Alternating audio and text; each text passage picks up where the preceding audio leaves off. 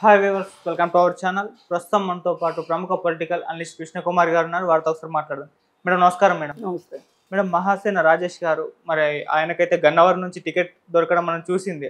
అయితే ఇప్పుడు ఆయన తన యూట్యూబ్ ఛానల్ ఒక వీడియో పెట్టాడు. సో ఆ వీడియోకి మరి సోషల్ మీడియా ఎలా రెస్పాన్స్ వస్తుందంటే, ఆయన పోటీ నుంచి తప్పుకున్నారు, ఎమ్మెల్యేగా అసలు కంటెస్ట్ చేయడం లేదు అన్న వార్తలు అయితే వినిపిస్తున్నాయి. నిజానికి ఆయన చెప్పింది ఏంటి, మరి సోషల్ మీడియాలో వస్తున్న ఈ వార్తల పైన నిజం ఎంత ఉంది? మీ ఒపీనియన్ ఏంటి మేడం? ఇప్పుడు మహాసేన రాజేష్కి ఎమ్మెల్యే టికెట్ ఆఫర్ చేశారు. అవును, చంద్రబాబు నాయుడు. అయితే ఎప్పుడైతే ఆఫర్ చేశారో ఆ వెంటనే అతను ఎప్పుడో పాతకాలం రోజుల్లో హిందూ మతానికి వ్యతిరేకంగా ఒక పోస్ట్ పెట్టాడు అని చెప్పి దాన్ని వైరల్ చేయటం మొదలెట్టారు. అయితే రాజేష్ కూడా ఏం చెప్పాడంటే, ఆ వీడియో నాదే, నా గొంతు మార్ఫింగ్ చేశారు, ఇట్లాంటి అబద్ధాలు నేను చెప్పదలుచుకోలే, ఆ గొంతు నాదే. అయితే అప్పుడు నాకున్న జ్ఞానము పరిజ్ఞానం ప్రకారం నేను ఆ వీడియో చేశాను. ఇప్పుడైతే నేను అలాంటి వీడియో చెయ్యను. కానీ నేను ఇంకో రకంగా కూడా చెప్పుండాల్సింది. అక్కడ నా భావం అయితే కరెక్టే ఇప్పటికీ, కానీ చెప్పే విధానం సరిగా ఉండకపోయి ఉండొచ్చు. ముఖ్యంగా అతను ఎవరికి వ్యతిరేకంగా మాట్లాడాడు అంటే, ఇప్పుడు చాలామంది పేదలు క్రైస్తవ మతంలోకి మతం మార్చుకుంటారు. అవును. అయితే ఈ మతం మార్చుకునే వాళ్ళు ఈవేళ కొత్తగా ఇప్పుడు మార్చుకున్నది కాదు.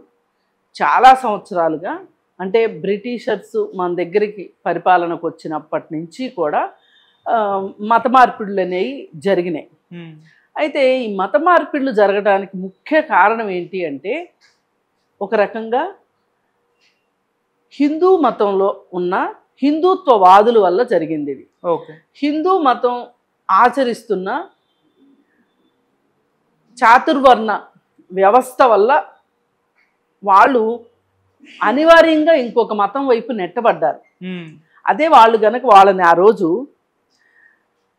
భారతదేశంలో ఇది భారతదేశం, హిందూ మతం ఉంది ఇక్కడ పుట్టిన అన్ని కులాలు వాళ్ళుకి మతం ఒకటే అని గనక అనున్నట్లయితే గనక, మాకు దేవుడు లేడు మొర్రో, మాకు ఒక దేవుడు కావాలి మొర్రో అని వాళ్ళు క్రైస్తవ మతంలోకి వెళ్ళాల్సిన అవసరం ఉండేది కాదు. అవును.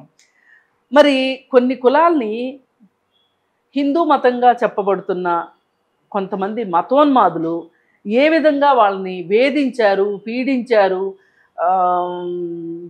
అది ఇప్పటికీ కొనసాగుతుంది. ఇది మరింత బాధాకరం. అవును. ఇప్పుడు పాతకాలంలో జరిగింది అంటే అది వేరే విషయం. ఈ కాలంలో కూడా అదే జరుగుతుంది, ఇప్పటికీ జరుగుతుంది. ఇప్పటికీ దళితుల్ని అలాగే చూస్తున్నారు. వాళ్ళు అంటుకోవద్దు, ముట్టుకోవద్దు. అగ్రవర్ణాల వాడే బావిలో నీళ్లు కింది కులాల వాళ్ళు ముంచుకోకూడదు. ఎందుకు అంటే వాళ్ళు హరిజనులు, ఇలా రకరకాల మాటలు. అసలు ఇప్పుడు చట్టం ఎలా ఉంది అంటే, కొన్ని మాటల్ని తీసేసింది. ఆ మాటలు మాట్లాడొద్దు అని చెప్తుంది. అయినా కానీ మాట్లాడే వాళ్ళే ఎక్కువ ఉన్నారు. మన దగ్గర అంటరానితనం ఉన్న కారణంగానే వేరే మతంలోకి వెళ్ళాల్సిన అగత్యం పట్టింది. వాళ్ళు పుట్టుకతో హిందువులైనప్పటికీ కూడా, భారతదేశంలోనే పుట్టినప్పటికీ కూడా, వాళ్ళు అనివార్యంగా ఈ హిందూ మతం దేవుళ్ళకి కొంతమంది పనిగట్టుకుని దూరం చేశారు వాళ్ళని. ప్రతి మనిషికి దేవుడు కావాలనిపిస్తాడు. ఇప్పుడు కావాలనుకునే వాళ్ళ సంగతి పక్కన పెట్టేయండి, కావాలనుకునే వాళ్ళ సంగతి చెప్తున్నా నేను. మీరు గుడిలోకి రాకూడదు, మీరు గుడిలోకి వస్తే అపవిత్రం అయిపోతారు, ఇట్లా రకరకాలుగా వాళ్ళని అంటని, ముట్టని, లేకపోతే కీడని, ఇలా రకరకాల మాటలు మాట్లాడి వాళ్ళని దూరం పెట్టించేసరికి వాళ్ళకి అదే సందర్భంలో అలా మగ్గుతూ ఉన్న వాళ్ళకి ఒక ఆశాకిరణం లాగా ఒక క్రిస్టియన్ మతం కనిపించింది. క్రిస్టియన్ మతంలోకి అయితే ఇలాంటివేవి ఉండవు, అందుకని చెప్పి క్రిస్టియన్ మతంలోకి వెళ్ళారు. పేదవాళ్ళు క్రిస్టియన్ మతంలోకి వెళితే ఇప్పుడు పోగా ఒక 40-50 సంవత్సరాల నుంచి మనకి స్వాతంత్రం వచ్చిన తర్వాత మనకి చట్టంలో అంటరాంతనాన్ని రూపుమాపాలి, గుడిలోకి రావద్దు అని చెప్తే అది శిక్ష అవుతుంది, SC ST యాక్ట్లు ఇవన్నీ రావడం మొదలెట్టిన తర్వాత వీళ్ళందరికీ ఏమనిపించింది అంటే, హిందూ మతం ఏదో ప్రమాదంలో పడిపోయింది. ఎందుకు పడిపోయింది అనే దానికి వీళ్ళకి సమాధానం లేదు. వీళ్ళకి ఏమనుకుంటున్నారు, క్రైస్తవ మతం వచ్చి చేర్చుకుంటుంది కాబట్టి వీళ్ళు వెళ్ళారు అని అనుకుంటుంది తప్పితే మనం వాళ్ళని గుళ్ళోకి రానివ్వలేదు అని అనుకోవట్లేదు. తద్వారా ఒక క్రిస్టియన్ మిషనరీ తయారైంది, చర్చి వ్యవస్థ తయారైంది, చర్చి స్కూల్స్ మొదలైనవి, క్రిస్టియన్ స్కూల్స్ ఇవన్నీ మొదలైపోయి ఇప్పుడు అక్కడ ఆ క్రిస్టియన్ స్కూల్లో నీదే కులం అని అడగరు, నీకు డబ్బులు ఉన్నాయా లేవా అని అడగరు, మీ నాన్న ఉద్యోగం చేస్తున్నాడా లేదా అని ఎవరు అడగరు. క్రిస్టియన్ స్కూల్లో చేర్పించుకుంటారు అంతే. వాళ్ళు అక్కడ కులం ప్రసక్తి లేదు. అయ్యేసరికి వాళ్ళకి ఏంటి అంటే ఒక రకంగా ఇప్పుడు నన్ను గుడికి రావద్దంటున్నారు అంటే వెళ్ళాలనిపిస్తుంది. పిల్లలు కూడా చూడండి, ఏదన్నా పని చేయొద్దు అంటే అదే చేస్తామంటారు. అలాగే వీళ్ళని బలవంతంగా ఒకళ్ళు రావద్దు అంటున్నారు కాబట్టి మాకు ఒక దేవుడు కావాలి అనే ఒక కోరిక బలంగా పెరిగిపోయి మత మార్పిళ్ళు జరిగినాయి. అయితే ఈ మధ్య కాలంలో ఏం మొదలెట్టారు అంటే గర్వాపసి అని ఒకటి మొదలెట్టారు. హిందూ మతంలో పుట్టి వేరే మతంలోకి మారిన వాళ్ళు వెనక్కి రండి అని ఒక పిలుపునిచ్చారు. అయితే ఈలోపే ఒక పాస్టర్ వ్యవస్థ కూడా మన దేశంలో, చర్చి ఎలా అయితే డెవలప్ అయిందో పాస్టర్ వ్యవస్థ కూడా డెవలప్ అయింది. అయ్యేసరికి ఇప్పుడు ఈ ఎవరైతే కింది కులాల వాళ్ళు ఉంటారో వాళ్ళు చర్చికి వెళ్ళడం మొదలెట్టిన తర్వాత తల్లిదండ్రులు పిల్లలు చదువుకోవడం మొదలెట్టారు. ఎన్నో సంవత్సరాల తర్వాత తరతరాలు చదువు లేకోకుండా గడిపేసిన ఒక కొన్ని కులాల్లో పిల్లలు స్కూల్కి వెళ్ళడం మొదలెట్టారు మొదటిసారిగా.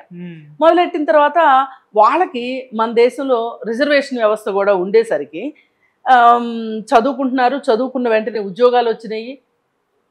అది ఒక పెద్ద మార్పు అనమాట. విప్లవమే అనాలి, మార్పు అని కూడా అనకూడదు, అది ఒక విప్లవం. అయితే కొంతమంది ఏం చేశారు అంటే ఇద్దరు పిల్లలు ఉద్యోగాలకు వెళ్ళారనుకోండి, ఆ కుటుంబంలో ఒక పిల్లాడిని పాస్టర్ని చేయడం, ఇట్లా మొదలైంది మనకి. మొదలయ్యేసరికి ఈ పాస్టర్లు వల్లనే వీళ్ళు మతం మారుతున్నారు, వీళ్ళే ఏవో తాయిలాలు ఇస్తున్నారు, వాళ్ళకి తినడానికి తిండి ఇస్తున్నారు, స్కూల్కి స్కూల్ పంపిస్తున్నారు, అలాగే బట్టలు ఇస్తున్నారు, పుస్తకాలు ఇస్తున్నారు. వీళ్ళు అందుకే మతం మారుతున్నారు అని చెప్పి వీళ్ళు వాళ్ళని ఏవగించుకుంటున్నారు. కానీ వీటన్నిటికన్నా ముఖ్యంగా వాళ్ళు గుడిలోకి రాణిస్తున్నారు.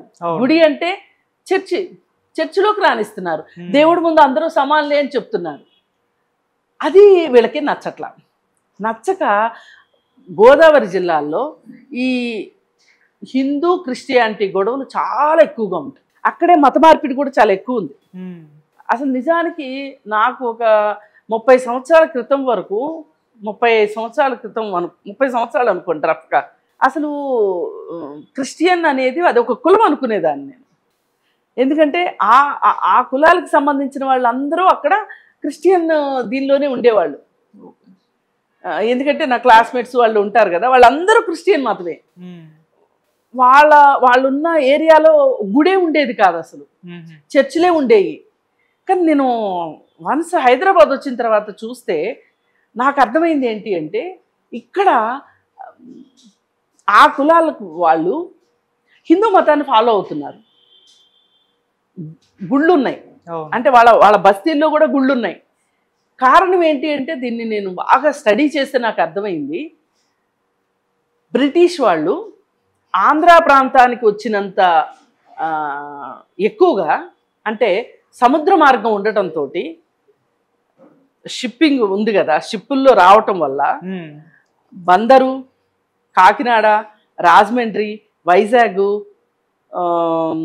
గుంటూరు, మద్రాసు, కలకత్తా ఈ ఏరియాల్లో అప్పట్లో విమాన వ్యవస్థ ఇంత లేదు కదా, ఒక 300 సంవత్సరాల క్రితం లేని సందర్భంలో ఏమైందంటే వాళ్ళందరూ నౌకల ద్వారా నౌకాయానం ఎక్కడుంటే అక్కడికి వచ్చేవాళ్ళు. బ్రిటిష్ వాళ్ళు అలా వచ్చారు.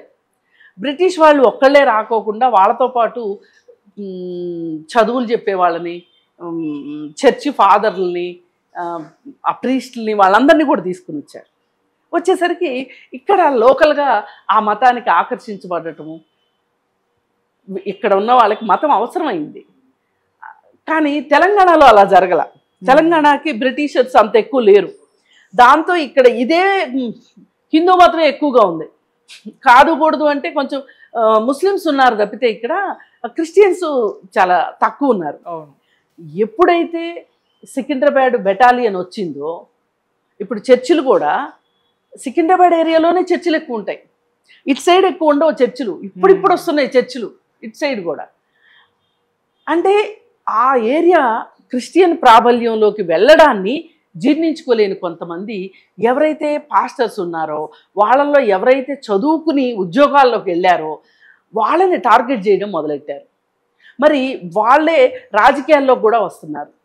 మనకి రిజర్వేషన్ వ్యవస్థ ఉంది కదా, రాజకీయాల్లో కూడా ఉంది. ఎస్సీలకి ఎస్టీలకి మొదట్లో రిజర్వేషన్ ఉంది. అంటే కొన్ని రిజర్వ్ చేసి పెట్టారు కొన్ని నియోజకవర్గాల్ని. ఆ తర్వాత బీసీలకు కూడా రిజర్వేషన్ వచ్చింది. ఇది ఈ అగ్రకులాలు అనబడే వాళ్ళు కావచ్చు, ఈ హిందూ మతమే జీవితంగా బతికే వాళ్ళు కావచ్చు, వాళ్ళకి అది నచ్చట్లేదు. అది నచ్చక వాళ్ళని శత్రువులుగా చూడటం, అలాగే ఎవరైతే పాస్టర్స్ ఉన్నారో వాళ్ళ మీద దాడులు చేయడం. అలాంటి దాడి మొదటిసారిగా మహారాష్ట్రలో జరిగింది. చర్చ్ ఫాదర్ వైఫ్ పిల్లల్ని వాళ్ళ వాహనాన్ని తగలబెట్టడం జరిగింది. సజీవ దహనం చేశారు. అంటే వీళ్ళ వల్లే క్రిస్టియన్ మతం వ్యాప్తి చెందుతుంది అని. ఇప్పుడు మనం ఈ మహాసేన రాజేష్ దగ్గరకు వచ్చేసరికి ఏంటి అంటే ఆ ఏరియాలో గోదావరి జిల్లాల్లో ఈ క్రిస్టియానిటీకి ప్రభావితం అయ్యి వీళ్ళ జీవితాలనే మార్చేసింది క్రిస్టియన్ మతం. అంటే కొన్ని వేల సంవత్సరాలుగా హిందూ మతం వాళ్ళని పైకి తీసుకురాలేని నేపథ్యంలో క్రిస్టియన్ మతం జస్ట్ ఒక 300-400 ఏళ్లలో వాళ్ళ జీవితాలనే మార్చింది. మార్చేసరికి వాళ్ళు రాజకీయంగా కూడా ఎదుగుతున్నారు. అది వీళ్ళు తట్టుకోలేక వాళ్ళని చాలా మాటలతోటి వేధించటం కావచ్చు, వాళ్ళని ఒక రకంగా సామాజికంగా ఒక బహిష్కరణకి గురి చేసినట్లుగా వీళ్ళ మనసుల్లో ఉంటుంది. కానీ పైకంటే చట్టం ఉంది, ఎస్సీ ఎస్టీ అట్రాసిటీ చట్టం ఉంది, అందుకని అనలేరు. అలా వచ్చిన వాళ్ళని ఏదో రకంగా వాళ్ళని అణిచివేయాలి అనే ఉద్దేశంలో ఉంటారు. ఎక్కడైనా సరే ఒక రిజర్వేషన్ ద్వారా ఒక ఉద్యోగి కానీ, ఒక డాక్టర్ కానీ, ఒక లెక్చరర్ కానీ, ఒక టీచర్ కానీ సరిగా పనిచేయలేదు అని అనిపించింది అంటే అదిగో వాళ్ళు రిజర్వేషన్ ద్వారా వచ్చారు, వాళ్ళకి ఏమీ తెలియదు, వాళ్ళకి తెలివి లేదు, పాడు లేదు, ఇలా వాళ్ళని మాటలతో హింసించటం ఇవన్నీ చేస్తూనే ఉన్నారు. చేస్తూనే ఉంటే అవన్నీ కూడా దాటుకుని వచ్చి దానిలో నుంచి కూడా బాగా చదువుకుని ఐఏఎస్ ఆఫీసర్లు అయిన వాళ్ళు, మళ్ళీ వాళ్ళ పిల్లలు కూడా బాగా చదువుకుని ఇవన్నీ ఇదంతా జరిగినప్పటికీ కూడా, ఇంత మార్పు వచ్చినప్పటికీ కూడా వాళ్ళు రాజకీయాల్లోకి రావటాన్ని సహించలేని పరిస్థితి. వాళ్ళు అయితే ఏదో ఉంటున్నారు రాజకీయాల్లో, కానీ అంత మాట్లాడగలిగే వాళ్ళు ఒప్పుకోరు. ఇక్కడ మహాసేన రాజేష్ విషయంలో కూడా అతను ఒకప్పుడు నాకు తెలిసిన మహాసేన రాజేష్ ఎలా ఉండేవాడంటే, తను ఎప్పుడైతే సోషల్ మీడియా ప్రబలంగా వచ్చిందో అప్పటి నుంచి సోషల్ మీడియాలో ఉన్నాడు మహాసేన రాజేష్. ఉండి ఈ హిందూ మతానికి సంబంధించిన దాడుల విషయంలో కావచ్చు, ఇట్లాంటి విషయాల్లో అక్కడ అతను బాగా మాట్లాడుతూ ఉండేవాడు. నాకెలా పరిచయం అంటే, అయ్యప్ప స్వామి దేవాలయంలో ఆడవాళ్ల ప్రవేశం గురించి సుప్రీంకోర్టు తీర్పు ఇచ్చినప్పుడు చాలా పెద్ద చర్చ జరిగింది. ఆ చర్చిలో వాదోపవాదాలు, ప్రతిరోజు గంటలు చర్చలు జరుగుతూ ఉండేవి.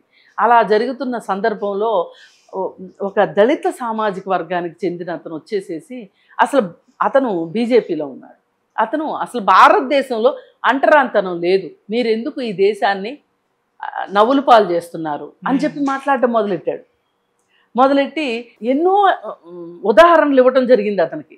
అసలు అంటరాంతనం లేదంటారేంటి, అంత అంటరాంతనమే కనుక లేకపోతే అంబేద్కర్ అంత పోరాటం చేయాల్సిన అవసరం వచ్చింది, మన రాజ్యాంగంలో ఎస్సీలకి ఎస్టీలకి అంత వాళ్ళ అభ్యున్నతి కోసం అంత చట్టాలు చేసేయాల్సిన అవసరం ఏమొచ్చింది, మరి ఒక చెరువులో నీళ్లు ముంచుకున్నారన్న కారణంగా ఈ మధ్య కాలంలో కూడా ఒక 40 ఏళ్ల క్రితం కూడా కారంచేడు అనే ఊర్లో వాళ్ళని చంపేయటం జరిగింది అని మాట్లాడుతుంటే, అలాగే 1930లో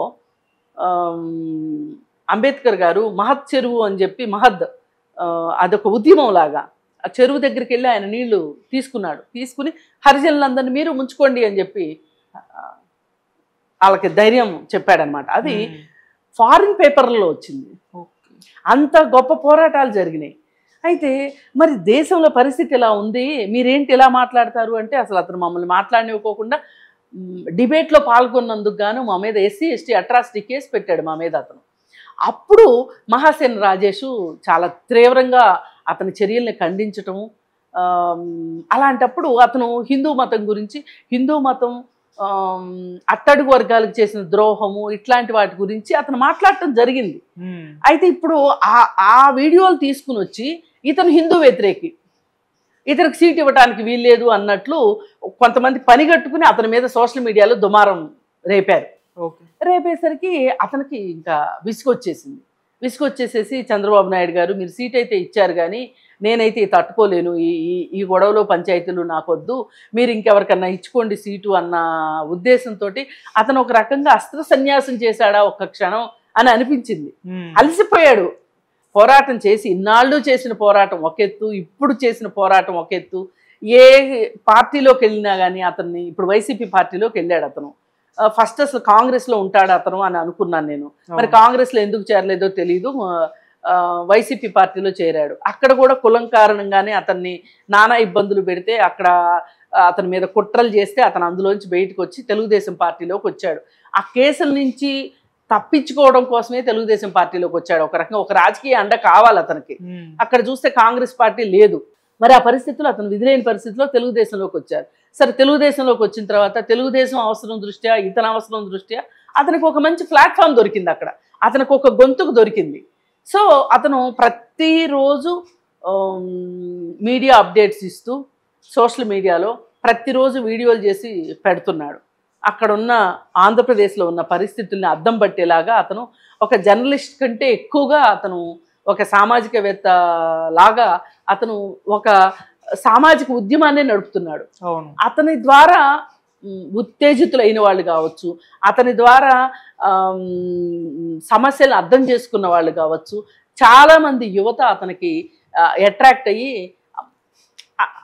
అతనితోటి అంటే అతని భావజాలాన్ని అర్థం చేసుకుంటున్న వాళ్ళు ఇవాళ చాలా ఎక్కువ మంది ఉన్నారు ఆంధ్రప్రదేశ్లో. అయితే ఇప్పుడు ఈ మహాసేన రాజేష్ని ఇప్పుడు పోటీ చేస్తే ఇతను ఖచ్చితంగా ఎమ్మెల్యే అవుతాడు. ఇతను ఎమ్మెల్యే అయితే ఎట్లా అవ్వకూడదు అనే ఒక దురుద్దేశంతో మేబీ వాళ్ళ కులంలో వాళ్ళు కూడా అతన్ని వెనక లాగుండొచ్చు. నువ్వు పైకెక్కుతూ ఉంటే కాళ్ళు పట్టుకుని లాగడం చాలా ఈజీ కదా, చెయ్యి అందించడం కన్నా కాళ్ళు లాగడమే ఈజీ ఇవాళ ప్రతి వాళ్ళకి. అలా అదే ఉద్దేశంతో అతన్ని విసిగించేసరికి ఈ 2 రోజులు 3 రోజుల నుంచి అతను చాలా నిరాశ నిస్పృహకు గురయ్యి అతను నా వల్ల కాదు బాబోయ్, నేను తప్పుకుంటాను పోటీలో నుంచి అనేదాకా తీసుకొచ్చారు. అంటే ఎంత వేధిస్తారు చూడండి. అంటే ఈ దేశంలో పుట్టిన ప్రతి వాడికి, ప్రతి ఓటర్కి ఎన్నికల్లో పోటీ చేసే హక్కు ఉంది. ప్రతి ఓటర్కి ఎమ్మెల్యే గానో ఎంపీ గానో అయ్యే హక్కు ఉంది. మరి అలాంటప్పుడు మీరు ఎలా ఇలా వివక్ష చూపిస్తారు? అతనిది వెనకబడిన కులమనో లేకపోతే ఇంకోటో ఎలా చేస్తారు? కానీ అతన్ని వెనక్కి లాగటానికి అతను అలా ఎలివేట్ అవటం నచ్చలేదు వాళ్ళకి. అందుకని చెప్పి అతన్ని ఎట్లా అయినా సరే తప్పించాలి అనే ఉద్దేశంతో ఆ ఉక్రోషము, ఆ కోపము అవి ఉన్నాయి చూసారు. అతను ఏమైనా సరే అంటే ఈర్ష్య ద్వేషం అన్నమాట అతని మీద లాగాలని చూశారు. ఇక అతను ఏ క్షణంలో ఇప్పుడు చూడండి, మన హైదరాబాద్లో ఉన్న సెంట్రల్ యూనివర్సిటీలో రోహిత్ వేముల అని ఒక PhD స్టూడెంట్ సూసైడ్ చేసుకుని చనిపోయాడు. దానికి కూడా కుల దురహంకారం. అయితే దీన్ని ఇప్పుడు వీళ్ళు ఎవరైతే దళితులు వీళ్ళు PhDలు చేయటము, వీళ్ళు ప్రొఫెసర్లు అవ్వటము, అంటే వాళ్ళకి రిజర్వేషన్ కూడా ఉంటుంది కాబట్టి ప్రొఫెసర్లు అవ్వటము దాన్ని తట్టుకోలేకపోతున్నారు. కానీ వాళ్ళల్లో కూడా మట్టిలో మాణిక్యాలు ఉంటాయి అని వీళ్ళు అర్థం చేసుకోవట్లా. ఇప్పుడు రోహిత్ వేముల రిజర్వేషన్ ద్వారా రాలా, అతను ఓపెన్ దీంట్లోనే PhDకి సెలెక్ట్ అయ్యాడు. ఓకే. అయితే ఏది ఏమైనప్పటికీ ఈ కుల దురహంకారాన్ని ఎవరైతే వ్యతిరేకిస్తారో, ఎవరైతే ఈ మతం తాలూకు మౌఢ్యాన్ని ఎవరైతే ప్రశ్నిస్తారో వాళ్ళని ఎలాగోలా వాళ్ళ తోకలు కత్తిరించాలను, వాళ్ళ గొంతు నొక్కాలను చూస్తూ ఉంటారు. దానికి పరాకాష్ట ఇవాళ మహాసేన రాజేషు అలా నిరాశ నిస్పృహకి గురి అవటం వెనకమాల. అతని మీద ఈ అగ్రకులం దాడి భయంకరంగా జరిగింది. ఇప్పుడు వైఎస్ఆర్ పార్టీలో వాళ్ళు మా పార్టీలో నుంచి బయటికి వెళ్ళి మా పార్టీనే తిడతాడా వేరే పార్టీలో చేరి, అది మా ప్రత్యర్థి పార్టీలో చేరి, ఇప్పుడు వాళ్ళు సొంత చెల్లెల్నే సహించలేకపోతున్నారు కదా వేరే పార్టీలోకి వెళ్ళిందని. మహాసేన రాజేష్ని ఎందుకు సపోర్ట్ చేస్తారు వాళ్ళు? కొన్ని మీరు సపోర్ట్ చేయక్కర్లా, ఎందుకంటే అతను మీ పార్టీ కాదు కాబట్టి. ఊరుకోవచ్చు కదా, అతని దోవన అతను ప్రయాణం చేసుకుంటూ వెళ్తాడు కదా. ఏది ఏమైనప్పటికీ నేనైతే ఒకటే చెప్పదలుచుకున్న మహాసేన రాజేష్కి, ఇలాంటి తాటాకి చప్పుడులకి ఉడతూపులకి భయపడాల్సిన అవసరం లేదు. తాత్కాలికంగా బాధ కలిగించవచ్చు ఈ పరిణామాలన్నీ, కానీ రెట్టించిన ఉత్సాహంతో ఈ ఎన్నికల్లో దిగాలి, గెలవాలి. అప్పుడు నీ సత్తా ఏంటో నిరూపించుకున్నట్లు. అంతేగాని ఇలా ఒక వ్యతిరేక వాతావరణం రాగానే నువ్వు బెంబేలెత్తిపోయి పక్కకి వెళ్ళిపోయావు అంటే ఇన్ని సంవత్సరాల నుంచి నువ్వు నిర్మించుకున్నది ఏదైతే ఉందో అది బూడిదలో పోసిన పన్నీరు అవుతుంది. అందుకని మన వైపు నుంచి మహాసేన రాజేష్కి పూర్తి సహాయ సహకారాలు అందించాలి. సభ్య సమాజాన్ని కూడా నేను అదే కోరుకుంటున్నాను. ఇవాళ అందరికీ హక్కులు ఉన్నాయి. మీకే హక్కు ఉందో నాకే హక్కు ఉందో అట్టడుగు వర్గాల వాళ్ళకి కూడా అవే హక్కులు ఉన్నాయి. వాళ్ళు ఈ దేశం పౌరులు. మీకు ఓటు హక్కు ఉంది, వాళ్ళకు కూడా ఓటు హక్కు ఉంది. అందుకని ఎవరు ఎక్కువ తక్కువ అని కులం ప్రకారం ఎక్కువ తక్కువ అనడం మట్టుకు ఈ 21వ శతాబ్దంలో దారుణమైన విషయము. కొంచెం మనుషులుగా ఆలోచించి మనుషులుగా మారండి అని కోరుకుంటాను. Right madam, thank you so much madam. Thank you.